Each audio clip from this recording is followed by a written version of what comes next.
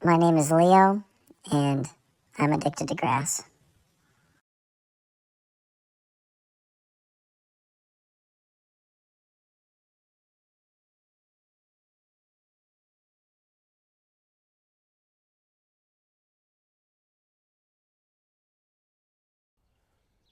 Hey everybody, welcome back to another video, and today we're going to be talking about how to teach your horse to not dive for the grass. This can be a habit that's frustrating and can kind of be a bad habit that's distracting your horse from the lesson you're trying to have. Now again, that doesn't mean I never let my horse eat grass, but it means that I use grass. I can use it as a bit of a reward when they're doing something well. I can say, okay, now you can eat grass. But I don't like my horse to just take over and go for grass anytime they feel like it. So let's jump into the video. So the first thing we're going to do, or we're not going to do, is to take our horse out, say like we have a playground that's really grassy and obstacles and stuff that we'd like to work with our horses on. We're not going to take the horse over there and see if we can do all these obstacles and prevent them from eating grass.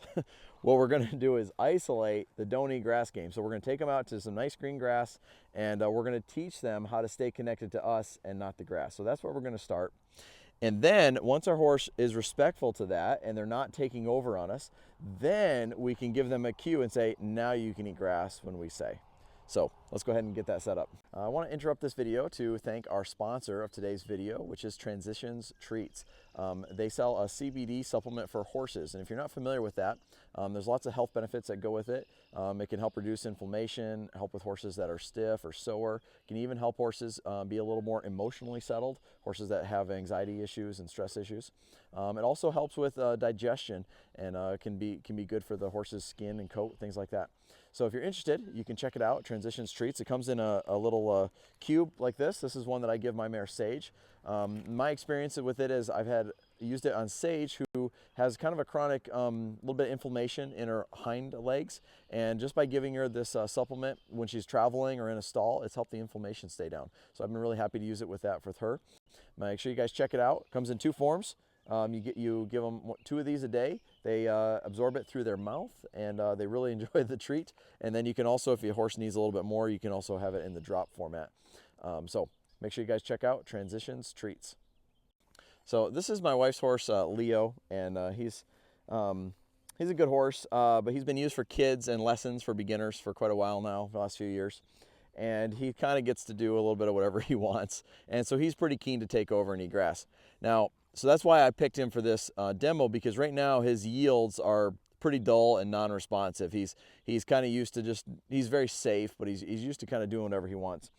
The horses that I'm riding regularly have really good yields, and so it wouldn't take very much for me to talk them out of eating grass. I could just kind of move and they would probably follow me, because we have such good respect and rapport in all the other areas.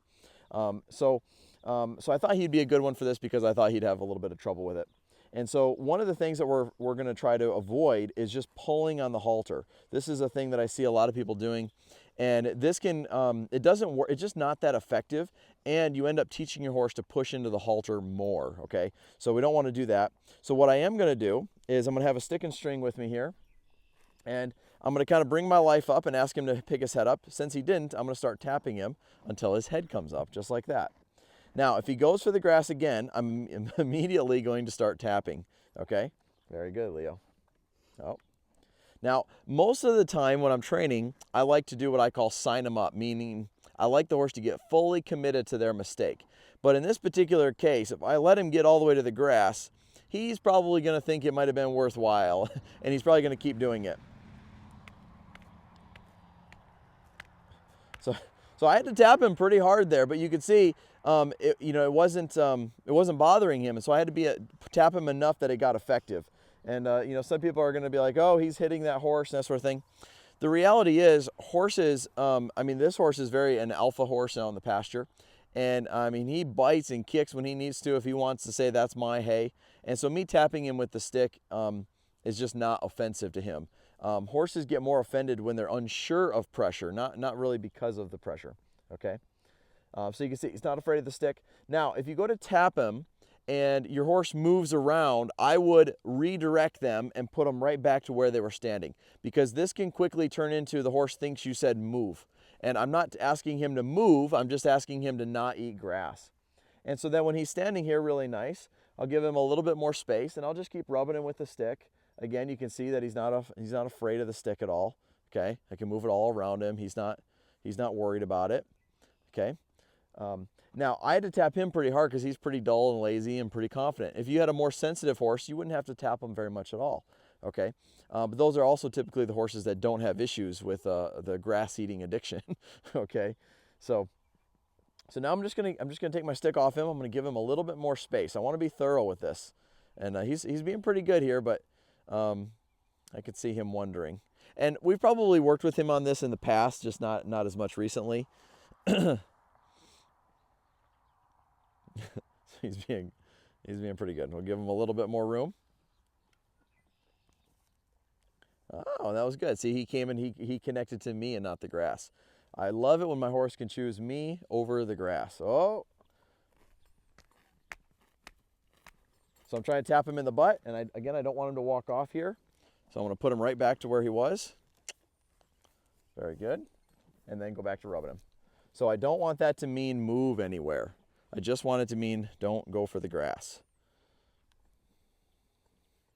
Now again, I'll give him some more space. So the more distance you have between you and the horse, the more tempting it's going to be for them to do this. And you don't have to do this for a really long time, but I would plan on having 5 or 10 minutes here to just be able to hang out with your horse and ask them to stay connected with you and not go for the grass. So once your horse can stand here for at least 5 minutes or so and not dive for the grass, then you can start to build in a cue. I'm watching you. You can build in a cue where you can ask your horse and say, now it's okay to eat grass. So it's not that I'm just saying, no, don't ever eat grass. I just want them to turn loose to me being the leader and not take over. And so now I can use grass as reward. If they do something I like, I can say, okay, now you can eat grass. So my cue is I'll kind of lower my hand like this, and he doesn't know that yet. So then I'll put a feel on the halter and I'll say, okay, now you can eat grass. And what I would do is encourage you to practice this where you let him eat grass for a minute so that he's sure that's okay. And I'll just go ahead and rub him with the stick here. Say, now you can eat grass.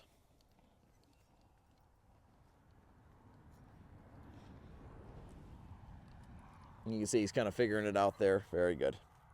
And now when I want him to stop eating grass, I'm going to bring my life up and kind of walk forward, maybe put a little feel on the halter. And if that wasn't enough, then I would tap with the stick, okay? But I would only use that as a cue once my horse already knows the don't eat grass game, where he knows that if I haven't told him it's okay to eat grass, then I'm going to start to tap him. Are you protesting a little bit? So now that he's being respectful and he's not diving for the grass all the time, now I could continue on with my training session. But this is something that I would maybe do again at the end, or maybe do it again tomorrow, and I'd want to get on a program and do this several days in a row, and that's when it's really going to get solid. You might also want to practice doing this in other situations where maybe leading the horse from point A to point B, and if they go for the grass, switch and start playing this game again. But the point is, be deliberate, practice it when things are going well. We'd rather be prepared than lucky, okay? That's the name of the game. Don't wait until you're in the middle of something and they're diving for the grass and you're out of position. Try to set it up where the odds are in your favor, where you're prepared, you have your tools handy, and you're keeping it simple, working on one variable at a time. So thanks for watching this video. I hope you enjoyed it. Make sure you hit that subscribe button if you haven't already. We'll see you guys on the next one.